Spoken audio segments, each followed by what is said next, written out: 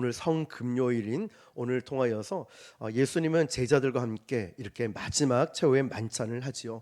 그럼 여러분, 최후의 만찬이었던 이 음식들은 과연 어떤 것이 있겠습니까? 당연히 빵과 포도주가 있을 것입니다. 오늘 저녁에 여러분 식사를 어떤 맛있는 반찬으로 식사를 하셨습니까? 아마 보통 우리가 마지막 때에 내가 어떤 음식을 먹는다 그러면 내가 가장 좋아하는 것을 먹을까요? 아니면 한 번도 못 먹어본 그 음식을 먹겠습니까? 저는 처음에 그 생각을 했습니다. 한 번도 먹어보지 않은 그 음식을 먹겠다, 내 인생의 마지막에. 그런데 생각하고 또 생각해 보니까 그것이 아니었어요. 늘 평소에 즐겨 먹는 음식을 먹을 것 같다라는 생각이 들었습니다. 여러분, 우리 기억 속에 남아있는 그런 음식들, 아주 지극히 평범해 보이는 음식들을 내 인생의 마지막에 먹지 않을까라는 생각해 봅니다. 오늘 예수님이 최후의 만찬 가운데 있을 때 이 음식 역시도 특별한 음식이 아니었습니다. 그들이 늘 먹고 있었던 주식이었던 빵과 포도주였습니다.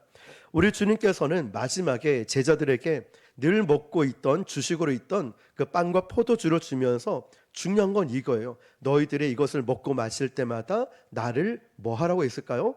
기념하라 했습니다. 그렇죠? 그런데 오늘 이 말씀을 쭉 보니까 사도 바울이 굉장히 화가 나 있습니다. 아니, 성만찬을 거행하고 있는 고린도 교인을 바라보면서 야, 이 너무한 거 아니야? 화가 나 있는 모습을 봅니다. 20절, 21절을 메시지 성경에서 제가 쉽게 찾아보니까 이렇게 돼 있더라고요. 또한 여러분은 예배를 드리러 와서도 서로 기도하고 갈라진 채 있다고 하더군요. 한 자리에 모여서 주님의 만찬을 나누기는커녕 오히려 밖에서 많은 음식들을 가지고 와서 돼지처럼 먹는다고 하더군요. 그래서 어떤 사람은 따돌림을 당해 또 아무것도 먹지 못한 채 집으로 돌아가고, 어떤 사람은 걷지 못할 정도로 술에 취해서 실려가기까지 하더군요. 사도 바울은 고린도 교회 안에서 행해지고 있는 이 모습을 보면서 화가 나는 거예요. 성만찬을 거행하는 이 시점에 말이죠. 그런데 여러분, 우리가 이 말씀을 이해하기 위해서는 당시 문화적 배경을 볼 필요가 있습니다. 우리가 흔히 성만찬을 생각하면 오늘 우리가 거행했던 것처럼 이렇게 빵 한 조각과 그리고 포도주 잔, 아주 작은 이 정도를 생각하지만, 이 당시에 성만찬은 그런 것이 아니었습니다. 이 당시는 교회가 큰 건물로 있었던 것도 아니고, 그들이 예배를 드릴 때는 자그마한 집에서, 가정에서 예배를 드렸고, 그들이 가지고 왔던 음식도 그냥 조금만 가져와서 한 것이 아니라 예배를 마치고 주님의 피와 살에 동참한다는 의미로 아주 많은 음식을 가져와서 정말 만찬을 이루었습니다. 그런데 어떤 일이 이루어지고 있냐면, 만찬이 이루어지는데 그곳에서 주님의 몸과 주님의 몸을 생각하고 기념해야 될 그 자리에서 누군가는 너무 먹을 것을 많이 먹음을 통해서, 또 어떤 사람은 반대로 많이 먹지를 못하는 거예요. 또 어떤 사람은 포도주를 너무 많이 먹어서 그 자리에서 술 취해서 주정을 부리기도 했던 일들이 성만찬 자리에서 일어나고 있다는 거예요. 분명히 성만찬은 우리가 고백했듯이 주님을 기념하는 날인데, 그리스도의 마음을 배우는 그 자리에 사람들이 자기 욕심을 채우고 있었고, 한 몸과 한 마음이 될 자리에서 오히려 성만찬에서 마음이 나누어지는 일들이 일어났다는 거예요. 음식을 먹으면서도 한 몸이 되어야 되는데 그게 되지 않았던 거죠. 어떤 사람은 맛있는 음식을 가져오기도 하고, 어떤 분은 자기가 좋아하는 것을 가져오고, 어떤 사람은 그렇지 않은 걸 가져오다 보니 이런 일들이 일어났어요. 주님의 만찬이 된 것이 아니라 언제부턴가 그들의 잔치가 되어버린 거죠. 그것은 주님의 식탁을 모욕하는 일들이었고, 고린도 교인들을 보면서 사도 바울은 화가 났고 마음이 아팠습니다. 조금 더 거슬러 올라가서 보면 이 당시의 풍습을 보면요, 유대가 아수르와 바벨론 통해서 멸망을 당했고 포로로 끌려갔습니다. 그런데 포로로 끌려간 후에 역시도 이방 도시에 살던 사람들이 많아졌는데, 소아시아의 중심으로 한 도시들은 이스라엘이 살아가면서 회당을 만들었는데, 그 회당은 아시다시피 율법을 배우고 예배를 드렸습니다. 그런데 동일한 풍습이 그들 가운데 일어났어요. 가져온 음식을 가져오고 나눠 먹는 일들이 일어났어요. 그런데 여기까지는 좋은 겁니다. 이것을 에라노스라고 부릅니다. 성도들이 이렇게 집에서 가져와서 이렇게 나누는 것들을. 그런데 동일한 음식을 가져오지 않죠. 왜냐? 잘 사는 사람이 있고 가난한 사람이 있기 때문이죠. 자, 이런 모임들을 에라노스라고 하는데 한 곳에 모여서 한 몸이 되어야 될 그 자리가 오히려 분열이 이루어지고 차별이 이루어져 버렸습니다. 그런데 이런 모임이 바로 에라노스라고 하는데 초대 교회에 이제 성령을 받고 나서 그들이 모였을 때는 그들이 교회를 또 이루게 되는데 사도행전 2장 46절 보니까 우리가 잘 아는 이런 말씀이 있어요. 읽어볼게요. 시작. 날마다 마음을 같이하여 성전에 모이기를 힘쓰고 집에서 떡을 떼며 기쁨과 순전한 마음으로 음식을 먹고. 아멘. 자, 고린도 교회 안에서는 에라노스, 자기끼리 먹고 즐기고 노는 잔치가 되어버린 이 의식을 가졌는데, 그런데 지금 이 초대교회 공동체들은 어떻게 모였냐면 날마다 마음을 어떻게 했죠? 같이 했다는 거예요. 이게 중요한 겁니다. 날마다 마음을 같이 하여. 여러분, 이게 무슨 말이냐면 마음이 맞는 사람끼리만 모인 게 아니라 마음을 같이 여겼다는 거예요. 이게 중요한 포인트죠. 초대교회 공동체는요, 순전한 마음으로 모여서 떡을 떼었던 이 공동체는 어떤 마음이었냐면 같은 마음을 가지고 있는 사람이 아니라 마음은 달랐지만 마음을 하나씩 하나씩 맞춰가는, 이게 초대교회였다는 것입니다. 아멘. 여러분, 우리도 많은 모임들이 있습니다. 물론 교회에서 셀 모임도 있고요, 기관별 모임도 있고, 회사에서도 모임이 있고, 또 취미로 하는 동호회도 모임도 있을 겁니다. 그런 모임의 특징이 뭐냐면 내가 좋아하는 사람과 내가 좋아하는 취미 있는 사람끼리 모입니다. 그러나 세상과 교회가 달라지는 이 문제, 이 아이덴티티가 뭐냐면 교회에 있는 모인 사람들은 내 마음에 맞는 사람끼리 모인 것이 아니라 초대교회처럼 마음이 다르지만 맞추고 하나 된 공동체, 이것이 바로 교회라는 것입니다. 아멘. 여러분 한번 생각해 보세요. 우리도 소그룹 모임이 있고 셀 모임도 하고 여러 교사 모임도 하고 다른 여러 모임이 있습니다. 그렇지만 우리가 사람끼리 마음 맞추는 것은 쉽지 않지만 교회는 다르지만 하나됨을 위해서 힘써가는 우리 공동체가 된다는 것이죠. 초대교회에 일어났던 놀라운 사건은 바로 이거였습니다. 그들은 신분도 다르고 살아가는 생활 방식도 다르고 그들 마음이 달랐지만 한 곳에 모이기 시작했어요. 사도행전 2장 47절 보니까 같이 읽어볼게요. 시작. 온 백성에게 칭송을 받으니 주께서 구원받는 사람을 날마다 더하게 하시니라. 아멘. 이게 무슨 말이냐면요, 아니 세상 사람들이 초대교회를 보니까 아니 분명히 생활 방식과 성격과 인절 그리고 나이도 다른데 어느 하나된 모습을 보는 거예요. 백성들에게 그 교회가 칭찬을 받고 있다는 거예요. 그랬더니 주님께서 구원받는 믿는 자의 수가 날마다 더하게 하는, 우리식으로 얘기하면 부흥이 일어난 거죠. 세상은 좋은 사람끼리 모이는 공동체를 그렇게 칭찬하지는 않습니다. 그런데 교회가 세상과 다른 점은 특별한 대우를 받고 특별한 사람끼리 모이는 것이 아니라 다를 수밖에 없는 사람들이지만 북옥 순복음 교회 가니까 한 마음이 되고 한 몸이 되고 한 공동체가 되어서 교회 가니까 그 교회 가니까 달라 이러면서 칭찬을 하기 시작하는 거죠. 그러면 믿는 자의 수가 날마다 더해진다고 말씀하고 있습니다. 그래서 초대 교회는 처음에는 에라노스 같은 이런 사적인 모임과 자기들끼리 모였던 이 공동체가 초대 교회의 성령을 받고 나서는 에라노스가 아가페의 모임이 되었다는 거예요. 뭐냐면 그들끼리만 즐거운 모임이 아니라 하나님의 사랑으로 하나됨이 있는 교회가 되었다는 것입니다. 이게 교회의 정체성이었습니다. 예수님께서 성만찬을 제정하고 20년이 채 지나지 않았는데 고린도 교회에서는 아가페의 모임이었던 것을 에라노스, 사적인 모임으로 바꿔버려서 사도 바울이 성만찬을 모독하고 있다 화를 내고 있습니다. 오늘 사도 바울이 우리 교회를 바라보고 또 우리 모임을 바라보면 뭐라고 어떤 생각을 하고 이야기를 할까요?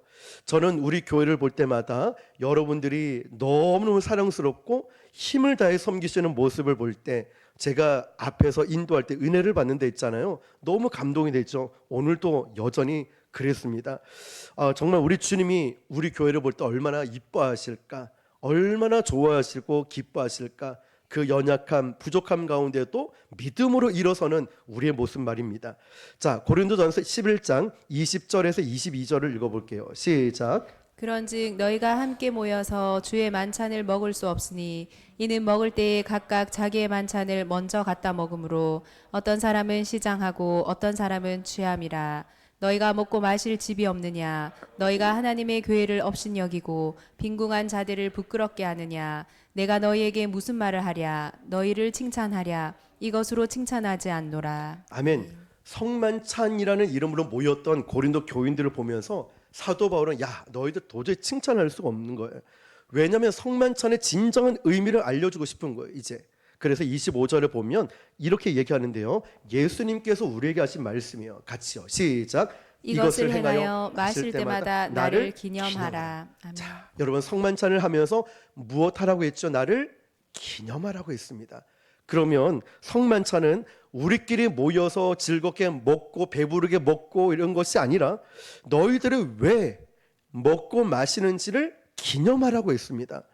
우리가 예배를 드리는 이 예배 의식, 성만찬 의식을 바로 중요한 것은 먹을 때마다 주님을 기념하고 마실 때마다 주님을 기념을 하는 거예요. 어떤 분은 그 떡을 빵을 씹을 때마다 주님의 살 같은 느낌에 씹지를 못해서 녹여서 드신다는 분도 계시더라고요.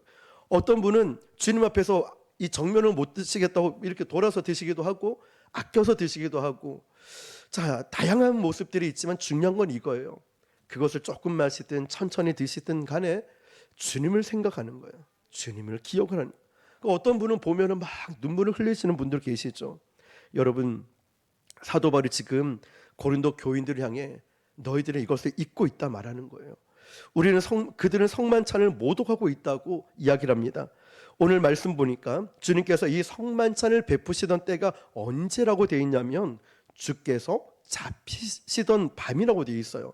영어 성경에는 이렇게 되어 있더라고요. 배신당하던 날 밤. 이 말이 더 가슴이 아팠던 것 같아요. 잡히시던 날 밤도 그렇지만 배신을 당했을 때 여러분 이해가 되십니까?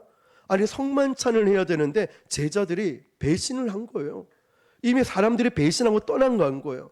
그런데 주님은 그 제자들에게 어떤 사람인 줄 알면서도 성만찬을 베푸셨다는 거예요. 이 중에 한 사람이 나를 팔 거라고 알고 계신 거예요. 예수는 잡히셔서 이제 곧 성만찬 끝나고 나면 재판을 받을 거예요. 제자들은 도망을 갈 거예요. 예수님은 십자가에 달리실 거라는 거예요. 이 모든 것을 알고 있는 상황에서 예수님은 성만찬을 베풀어 주셨습니다. 배신한 제자들에게 예수님이 떡을 떼어 주시면서 이것은 내 몸이다. 내가 앞으로 찢기게 될 내 몸이다. 제자들에게 포도주를 따라 주면서 이것은 너희를 위한 내 언약의 피다. 성만찬은 예수님을 배신했던 제자들, 그 밤에 예수님께서 제자들에게 베풀어 주신 언약이었습니다.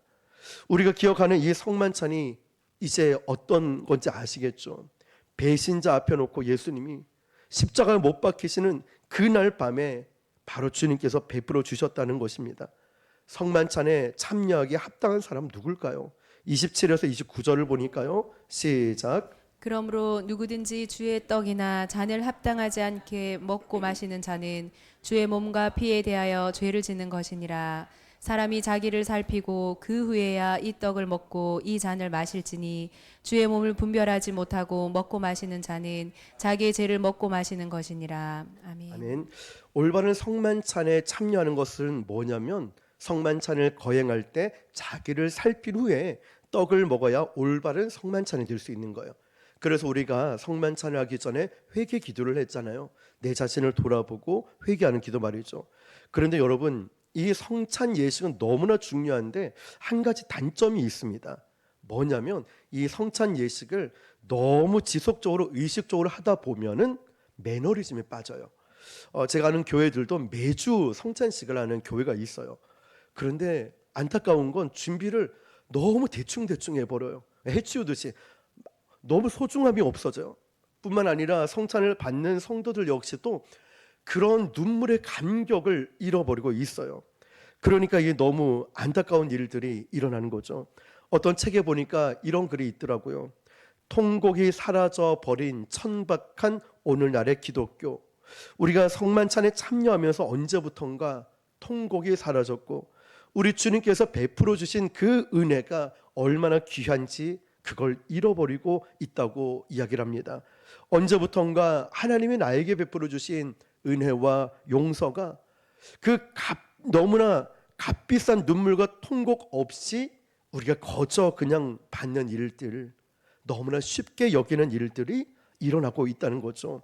성만찬에 우리가 참여한다는 것은 주님께서 저와 여러분을 불러주신 거예요.